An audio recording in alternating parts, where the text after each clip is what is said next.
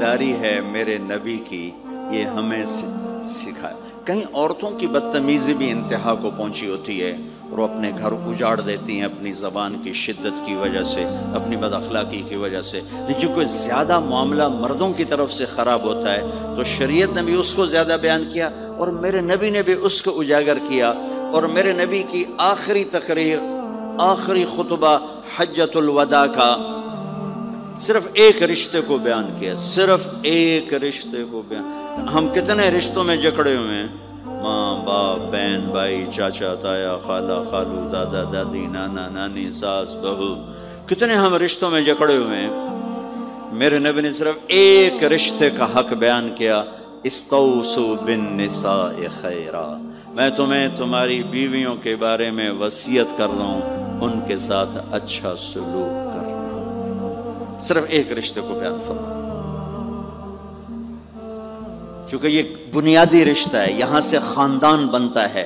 جب یہ ٹوٹ جاتا ہے اور ہمارا جوائنٹ فیملی سسٹم ہے تو کہیں ساس توڑ رہی ہے، کہیں سسر توڑ رہا ہے، کہیں نندیں توڑ رہی ہیں، کہیں خود خامد اپنی بے وقوفی کی وجہ سے توڑ رہا ہے، کہیں بیوی اپنی حماقت کی وجہ سے اس رشتے کو توڑ رہی ہے۔ ایک عورت آئی، ایک لڑکی آئی، یا رسول اللہ میری شادی ہونے لگی، میرے خامد کا کیا حق ہے میرے اوپر؟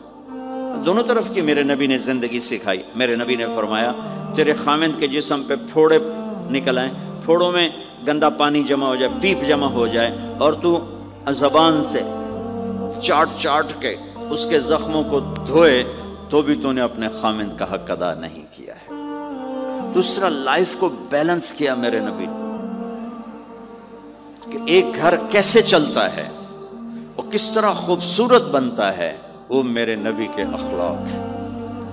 آپ سب سے ایک بات کرتا ہوں، برداشت کرنا سیکھ لیں، زندگی خوبصورت ہو جائے۔ صرف سارے اخلاق کو میں جمع کروں ایک لفظ میں، برداشت، اور اس کو شریعت میں صبر۔ صبر کرنا سیکھ لیں، زندگی خوبصورت ہو جائے گی۔ بچیاں ساس کی شکایت کر رہی ہوتی ہیں، کبھی خامند کی شکایت کر رہی ہوتی ہیں، کبھی اولاد ماں باپ کی شکایت کر رہی ہوتی ہے، کبھی اولاد ماں باپ کی شکایت کر رہے ہوتے ہیں۔ شکایتوں سے جہان بھرا پڑا ہے۔ آپ شکایتوں کو دفن کر کے ہونٹ سی لیں، صبر، آہ نہ کر لبوں کو سی، عشق ہے دل لگی نہیں، سینے پہ تیر کھائے جا، آگے قدم بڑھائے جا، یعنی زبان حال سے کہہ دے کہ ہاں ستائے جا، جو ستاتا ہے چپ ہو جاؤ، جو ستاتا ہے چپ ہو جاؤ۔ اللہ کی قسم آپ ایسی طاقت بنو گے کہ پہاڑ بھی راستہ دیں گے۔ صبر انسان کی سب سے بڑی طاقت، صبر انسان کی سب سے بڑی طاقت ہے، صبر انسان کی سب سے بڑی طاقت، الٹا کے رکھ دیتی ہے چیزوں کو۔ چپ رہنا سیکھ، خاموش رہنا سیکھ، درگزر کرنا سیکھ، تو آپ دیکھیں گے آپ کی زندگی میں کتنا حسن آتا ہے، کتنی زندگی میں مٹھاس پیدا ہوتی ہے۔ غصہ نکال دینا وقتی ایک راحت ہوتی ہے، اور پھر شرمندگی اور ندامت کے سوا کچھ نہیں ہوتا۔ اور پی جانا، سہ جانا، یہ آپ کو ایک عظیم و شان ہستی بنا دے گا۔ آپ کی دعائیں عرش سے جا ٹکرائیں گی۔ چپ رہنا ان بچوں کو سکھائیں، خاص طور پر اپنی بیٹیوں کو چپ رہنا سکھائیں کہ میں دکھ سے کہتا ہوں میرے دیس کا سسرالی معاشرہ ظالم ہے، ظالم ہے، ظالم ہے۔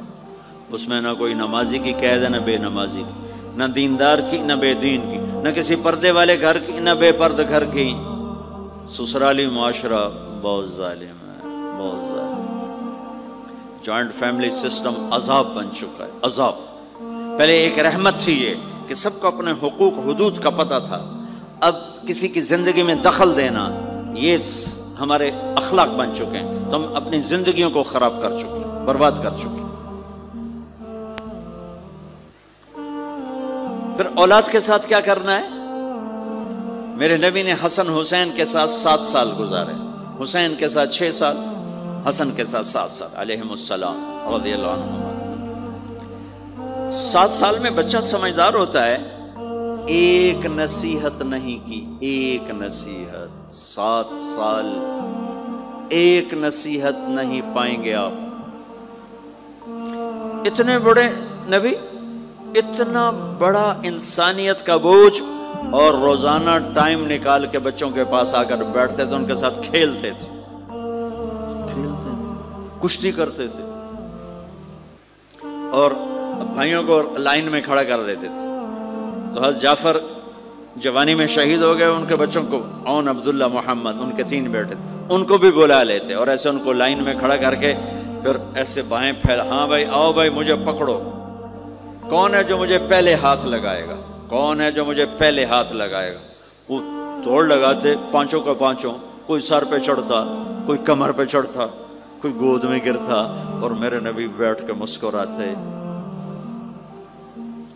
ایک مجھے بات یاد ہے، صرف ایک یاد، کہ حضرت امام حسن رضی اللہ تعالیٰ عنہ علیہ السلام، انہوں نے صدقے کی کھجور اٹھائی اور منہ میں ڈال لی. صدقے کا آیا تھا مال، تو ایک کھجور اٹھا کے منہ میں، تو ہم کہا بخ بخ بخ، تو آپ نے منہ میں نا انگلی ڈال کے کھجور نکال لی کہ بیٹا ہمارے گھر پہ صدقہ جائز نہیں ہے، اس کو پھینک دو. بس یہ ایک بات مجھے اپنے نبی کی زندگی میں ملتی ہے.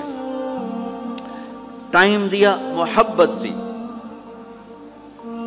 کمال کی بات ہے نہیں، اتنی بڑی ہستی ہو اور بچوں کے لیے گھوڑا بنے پڑے، دونوں ہاتھ بھی ٹیک دیے، گھٹنے بھی ٹیک دے، آؤ بھائی میری کمر پہ چڑھ جاؤ. ان کو کمر پہ چڑھایا اور پورے کمرے میں چکر لگا رہے ہیں، چکر لگا رہے ہیں. پھر ان سے کہہ رہے ہیں تمہارا اونٹ کیسا؟ اونٹ متیا سواری کو کہتے ہیں، لیکن عام طور پر متیا عربی میں اونٹ کے لیے بولا جاتا. تو پوچھتے بچوں تمہاری سواری کیسی ہے؟ پھر دونوں بھائیوں کو اتار دیتے اور نواسی حضرت زینب ان کو اٹھاتے اور اپنی کمر پہ بٹھا کر کمرے میں چکر لگا رہے ہیں، چکر لگا رہے ہیں، چکر لگا رہے ہیں. یہ مائیں روز ٹھوکی کھلوتے، ایدو تھپڑ، ایدو تھپڑ، ایدو تھپڑ، ایدو تھپڑ.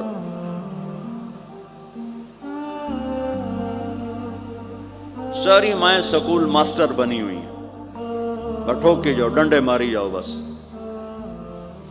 ایسی بے وقوف ہیں کہ جتنی محنت یہ کھانے پر کرتے، اپنے کپڑے کو سجانے پر کرتے، اس کا 100واں حصہ بچوں پہ کریں، ان کے بچے جنید بغدادی بن جائیں. ایک سکول کے حوالے کیا 3 سال کی عمر، پھر ٹیوٹر کے آتے، ٹیوٹر کے حوالے، اکیڈمیوں کے حوالے پوچھو تو پتر ان کے روبوٹ ان کدی یہیں بھجے جاندے، کدی یہیں بھجے جاندے، کدی یہیں بھجے جاندے. اے آیا کہ بی آیا؟ اے بی سانو آ برباد کیتا ہے.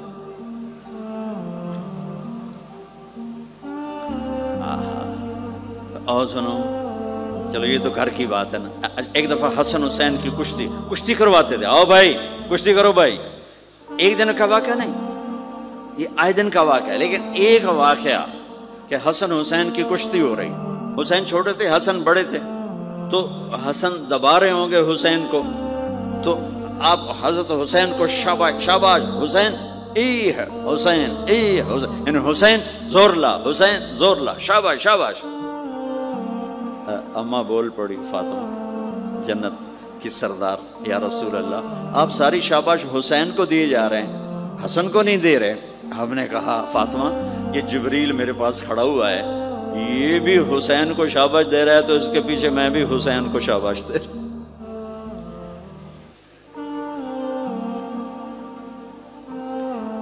اس سے اور اجنو، آپ فرض نماز پڑھا رہے ہیں، فرض نماز، نفل نہیں، گھر میں نہیں، مسجد میں، اور آپ سجدے میں گئے اور حسن نے چھلانگ لگائی اور کمر پہ جا کے بیٹھ گئے اور اینجے مندہ کرسی تو ٹھوک کے بیٹھ جانا. میرے نبی نے سجدہ لمبا کر دیا، اتنا لمبا کیا کہ وہ سجدے میں پڑے لوگ سوچنے لگے کہ کہیں اللہ کے نبی فوت تو نہیں ہو گئے. تو جو سامنے والی صف تھی انہوں نے یوں کر کے دیکھا، پچھڑوں کو تو نظر نہیں آنا، انہوں نے اینج کر کے دیکھا تو دیکھا تو حسن سجدے اوپر چڑھے ہوئے. تو ایک صحابی جو قریب تھے انہوں نے ایسے ہاتھ آگے بڑھایا اتارنے کے لیے، تو میرے نبی نے بغلوں سے دیکھا کہ ایک ہاتھ آگے آ رہا ہے، تو آپ نے سجدے میں یوں کیا، میرے بچے کو کچھ نہ کو، جب تک حسن نہیں اترے آپ سجدے میں پڑے رہے۔ اور ایک اور تماشا ہوتا تھا، چونکہ اب نماز لمبی پڑھاتے تھے، لمبی ہوتی تھی نماز، تو آپ ذرا پاؤں کا فاصلہ ہے تو حسن ادھر بیٹھتے، حسین ادھر بیٹھتے۔ نماز میں میرے رب کی قسم سنا رہا ہوں، اب یہ دونوں کی آپس میں نا وہ شروع ہو جاتی، وہ ادھر وہ ادھر، پہلے حسن پار کرتے تو حسین ادھر آ جاتے، پھر حسین ادھر جاتے تو حسن یوں آ جاتے۔ پورے قیام میں یہ دونوں بھائی یوں یوں کرتے رہتے تھے، یوں، وہ ادھر وہ ادھر، وہ ادھر وہ ادھر۔ سبحان اللہ، نماز ہو رہی۔ اس سے عجیب سنو، آپ نے اپنی بیٹی حضرت زینب، آپ کی بڑی بیٹی زینب، ان کی بیٹی امامہ کو ظہر یا عصر کی نماز پڑھا رہے ہیں، کہاں بٹھایا ہوا ہے؟ میں پہلے بیان کرتا ہوں، یہاں بٹھایا ہوا ہے علی یدہ، لیکن میں نے اب چند دن پہلے حدیث پڑھی، یہاں نہیں بٹھایا، یہاں نہیں بٹھایا، یہاں بٹھایا ہوا تھا، یہاں کندھے پر بٹھایا ہوا تھا، یہاں علی عاتقہ، اس کو عاتق کہتے ہیں، اور نماز پڑھا رہے تھے۔ جب آپ رکوع میں جانے لگے تو یہاں سے پکڑا اور آرام سے اس کو ساتھ بٹھایا، پھر رکوع کیا، قومہ کیا، سجدہ کیا، سجدے سے جب اٹھے تو پھر امامہ کو اٹھا کر کندھے پہ بٹھا کے پھر نماز شروع کر دی۔ 4 رکعتاں میرے نبی انج پڑھائیاں کہ نواسی یہاں بیٹھی ہوئی ہے، صرف زندگی سکھانے کے لیے، صرف زندگی سکھانے کے لیے۔ بچوں کو پیار اتنا دو کہ وہ آپ پہ قربان ہوں، ڈنڈا، سوٹا، تھپڑ، بدتمیزی، ڈانٹ ڈپٹ، یہ دوریاں پیدا کر دیتے۔